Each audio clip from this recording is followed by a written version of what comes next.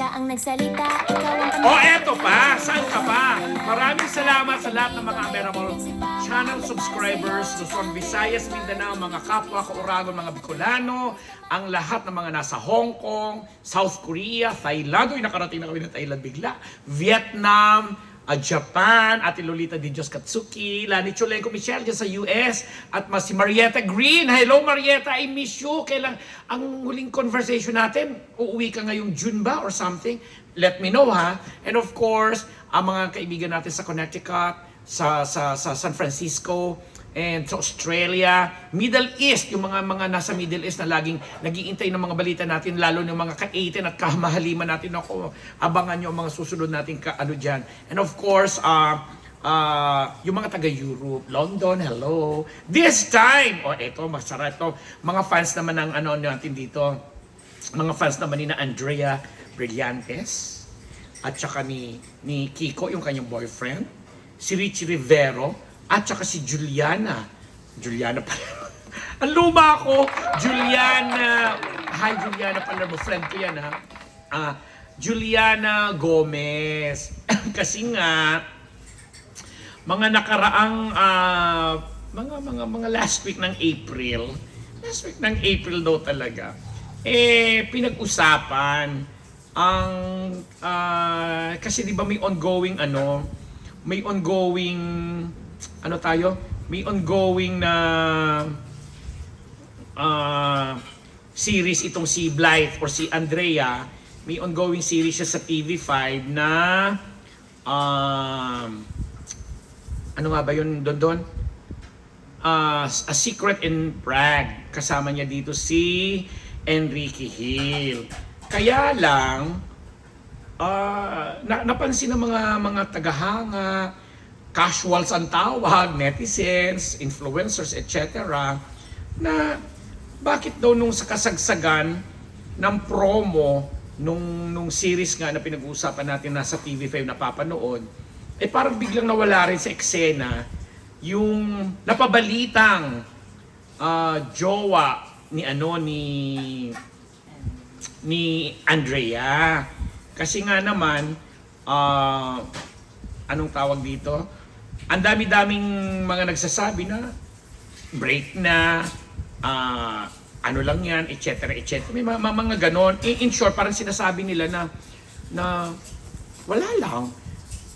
Kailangan kasing iwasan muna kasi baka nga hindi mag-click. Although, sa napapanood na, sorry po TV5, sa Netflix po namin napapanood yung A Secret in Prague at tuwa kami sa karakter ni Enrique. Although, may mga gestures siya doon, may mga nuances siya na napanood na namin doon sa ginawa nilang series ni Liza. Again, with all due respect, bubusina uli ako kasi bilang Lizcan fan din ako. Talagang sinubaybayan ko yung mga series nila at may mga eksenang pa-cute-cute na bagay pa rin naman kay Ken. Kaya lang sana yung director mas tinutukan ni level up ng konti yung kasi medyo siyempre nadagdagan na ng age ang ating si Ken. But anyway, maganda. Very promising naman yung tandem ng dalawa. The thing is, yun na nga, yung pagkakaroon ni Andrea ng boyfriend na sinasabing itinago dahil baka maka-apekto or hindi makatulong. May mga ganun hindi makatulong sa pinag-uusapang series and anong tawag dito, pinag-uusapang series at maka-apekto rin siyempre sa rating. Kasi siyempre pinupuhunanan sila. Binibigyan sila ng hinahanap ko kasi yung article na sinulat ko makikita ko yan, wait lang. Binibigyan sila ng ano tawag dito? Doon nawala yung mga sent messages ko. Ba't ganun? Nasa sent naman ako Sent. Yun. Wala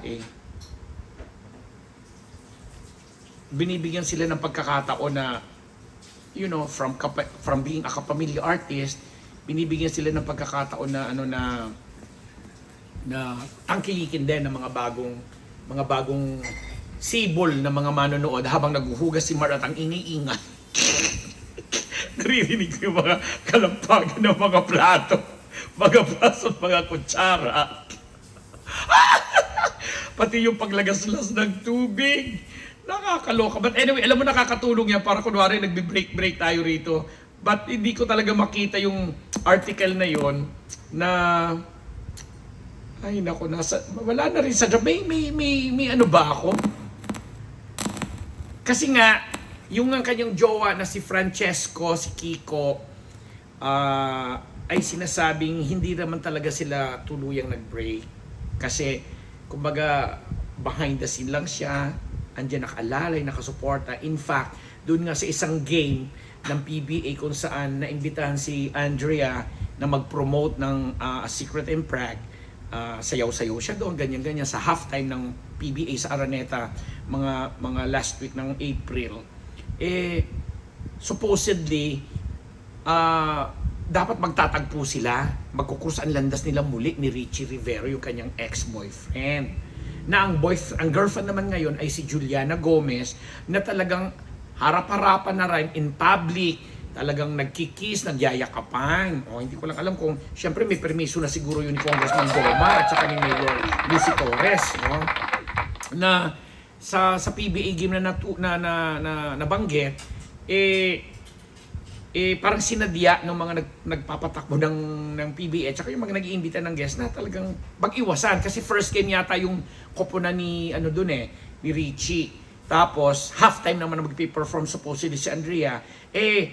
Ang mga dressing room doon at ang mga artist kung saan hinuhold yung mga basketball teams at saka yung mga guest, halos magkakatapat lang o magkakatabi.